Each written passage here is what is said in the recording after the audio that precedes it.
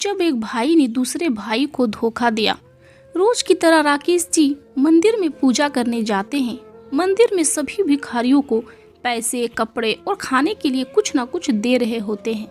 तभी पीछे से एक भिखारी की आवाज आती है, बाबा, भगवान के नाम पर कुछ दे दो, मैंने 2 दिनों से कुछ भी नहीं खाया पिया है। एक जानी पहचानी सी आवाज सुनकर राकेश जी रुक जाते हैं और पीछे मुड़कर देखते हैं तो उनकी आंखें फटी की फटी रह जाती है और राकेश जी के मुंह से एक ही शब्द निकल पड़ा, विकास तुम।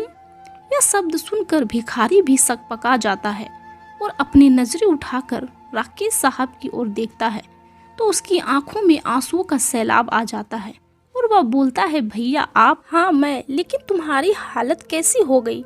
विकास घबराते हुए उस आदमी से पूछते हैं, भैया यह सब मेरे कर्मों की सजा है। मैंने आपके साथ कितना बुरा किया था, शायद भगवान ने उसी की मुझे यह सजा दी है। इतना कहते कहते वह आदमी वहीं बेहोश हो जाता है। आदमी को बेहोश देखकर राकेश और ज्यादा घबरा जाते हैं और जल्दी से अपने बेटे विक्रम को फोन कर बुलाते हैं। 10 मिनट में ही विक्रम वहां पहुंच जाता है। उस आदमी को लेकर राकेश साहब और विक्रम हॉस्पिटल पहुंचते हैं। डॉक्टर साहब आदमी को चेक कर बताते हैं कि घबराने की कोई बात नहीं है, बस इस आदमी ने 2-4 दिन से खाना नहीं खाया है, इसीलिए कमजोरी की वजह से चक्कर आ गए हैं। अभी थोड़ी देर में ही इसको होश आ जाएगा, आप चिंता ना करें। तो विक्रम बोलता है, पापा अब घर जाइए, यहाँ पर मैं हूँ, इनको होश आते ही मैं आपको फ़ोन कर दूंगा। बेटे की बात सुनकर राकेश साहब घर आ जाते हैं और अपने कमरे में जाकर अलमारी से एक फ़ोटो निकाल उसे देखने लगते हैं। वह देखते ही देखते अपने अतीत की यादों में चले जाते हैं। कितना खुशहाल परिवार था उनका, घर, उनकी माँ और पिता दीनदयाल जी और वह खुद रहते थे। लेकिन जब राकेश साहब की उम्र 10 या 12 साल की थी तभी उनकी माँ को कैंसर के कारण मृत्यु हो गया। राकेश के पिता दीनदयाल जी बिल्कुल अकेले पड़ गए। खेतों में काम करने के साथ साथ दीनदयाल जी को घर और राकेश साहब को भी संभालना पड़ता था। धीरे धीरे आस पड़ोस और सगे रिश्तेदारों के कहने पर दीनदयाल जी ने दूसरा विवाह कर लिया ताकि राकेश को भी मां मिल जाए। दीनदयाल जी की दूसरी पत्नी निर्मला देवी भी स्वभाव से बहुत अच्छी थी। वह राकेश को अपनी सगे बेटे की तरह ही प्यार करती थी। शादी के 2 साल बाद निर्मला देवी ने एक बेटे को जन्म दिया जिसका नाम विकास रखा गया। निर्मला देवी जी दोनों बेटों को एक समान प्यार करती थी। लेकिन जब विकास 5 साल का हुआ तो एक बस दुर्घटना में दीनदयाल जी का देहांत हो गया। अब घर की सारी जिम्मेदारी राकेश के कंधों पर आ गए। राकेश जी खुद भी एक बालक ही थे, लेकिन फिर भी उसने हिम्मत नहीं हारी। अपनी माँ और भाई की जिम्मेदारी लेते हुए राकेश ने पढ़ाई बीच में ही छोड़ दी। खेतों में मजदूरी कर परिवार का पालन पोषण करने लगा। विकास का एडमिशन गांव के ही बहुत अच्छे विद्यालय में कराया गया। अब राकेश दिन रात मेहनत मजदूरी कर अपने भाई की हर इच्छा को पूरी करने लगा था ताकि उसके भाई को पढ़ लिख कर अच्छी नौकरी लग जाए, ताकि परिवार में भी पैसों की किल्लत खत्म हो जाए। राकेश ने अपने भाई का अच्छा भविष्य बनाने के लिए अपनी हर इच्छा को दबा दिया था, हर अपनी मर्जी को मार दिया था।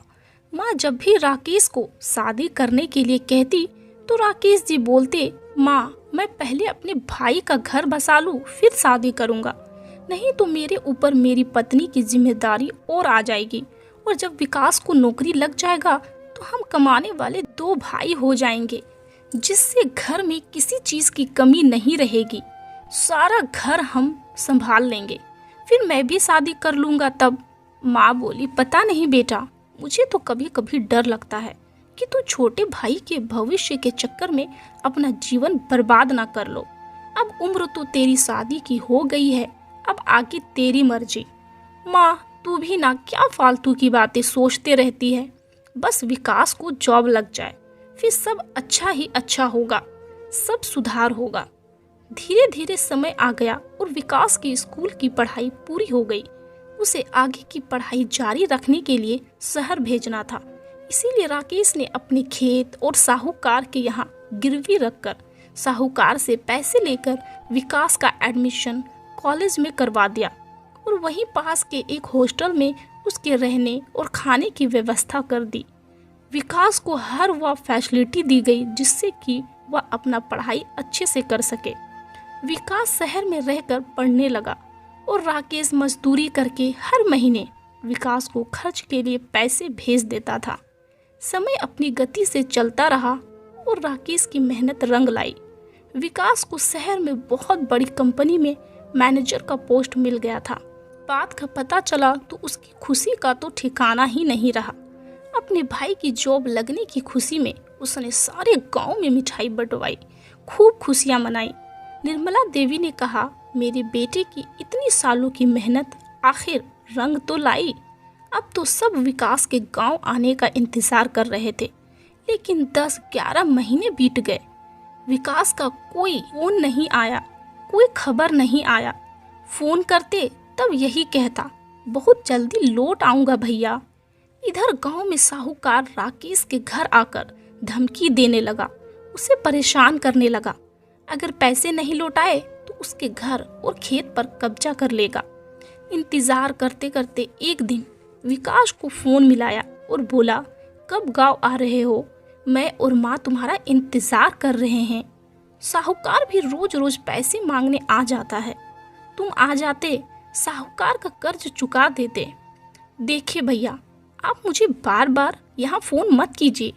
मेरी शादी मेरी कंपनी की मालिक की बेटी से हो गई है और मैंने उनसे आपके और माँ के बारे में कुछ नहीं बताया है।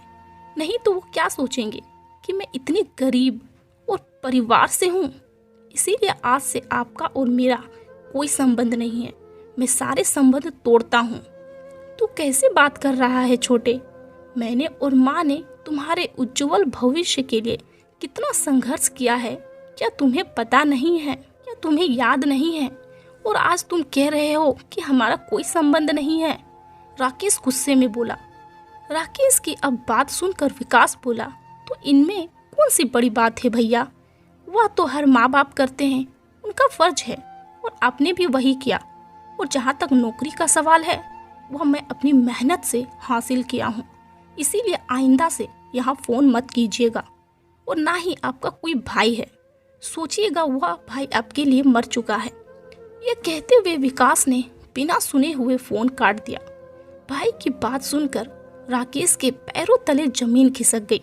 सोचने लगा कि जिस भाई के सुनहरे भविष्य के खातिर मैंने आज तक शादी नहीं की, आज उसी भाई ने इतना बड़ा धोखा दे दिया। बेचारी बूढ़ी माँ को जब पता चला तो उसने तो खटिया ही पकड़ ली और कुछ दिनों में वह भी अपने बेटे के इंतजार में चल बसी। लेकिन बेटा नहीं आया। अब तो राकेश बिल्कुल अकेले पड़ गए थे। उनका ईश्वर से अब भरोसा बिल्कुल उठ गया था। उन्हें अपनी जिंदगी बिल्कुल विराम लगने लगी थी। कुछ ही दिनों में साहूकार ने उनके घर और खेत पर भी कब्जा कर लिया और राकेश वृद्धा आश्रम आकर रहने लगे।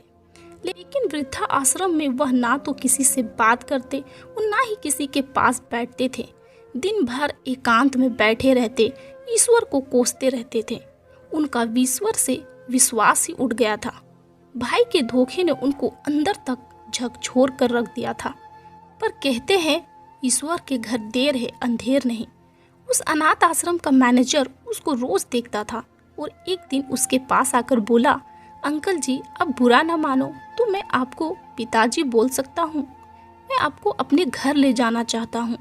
यह बात सुनकर राकेश जी चौंक पड़े और बोले, बेटा, बच्चे तो माँ बाप को भूल समझकर अनाथ आश्रम छोड़ देते हैं और एक तुम हो कि मुझे अपने घर ले जाना चाहते हो।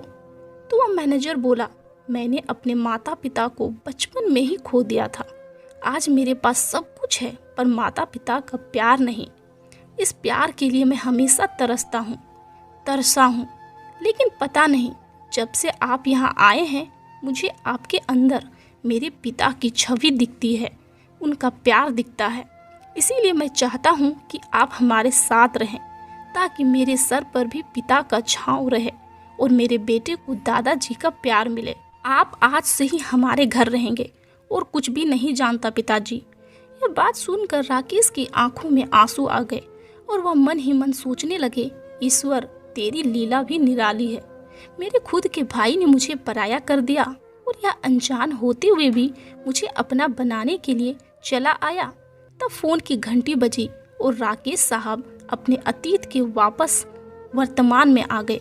फ़ोन उठाया तो बेटे ने कहा, पापा उस आदमी को होश आ गया है और वह आपसे मिलना चाहता है और वह आपको अपना भाई बता रहा है।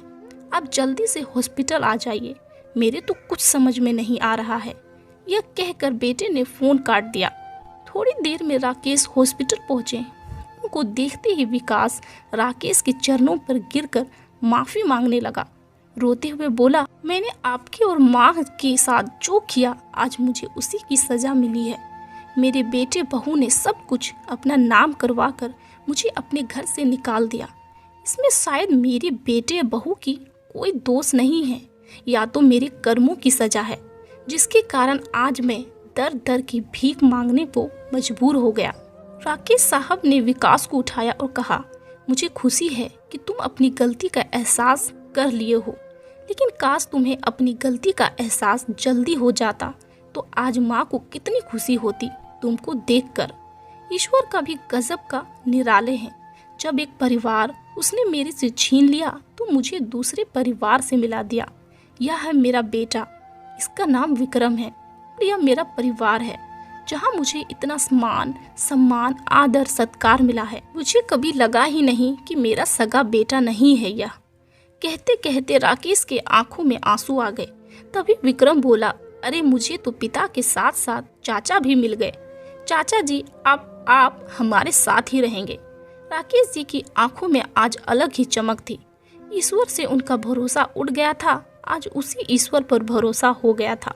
उन्हें पता चल गया कि ईश्वर हमारे अच्छे और बुरे कर्मों का फल देर सवेरे इसी जन्म में देता है। दोस्तों, अगर यह वीडियो आपके दिल को छू गई होगी तो इस वीडियो को लाइक, चैनल पर नए हैं तो चैनल को सब्सक्राइब जरूर करें। यहाँ तक देखने के लिए आपका बहुत बहुत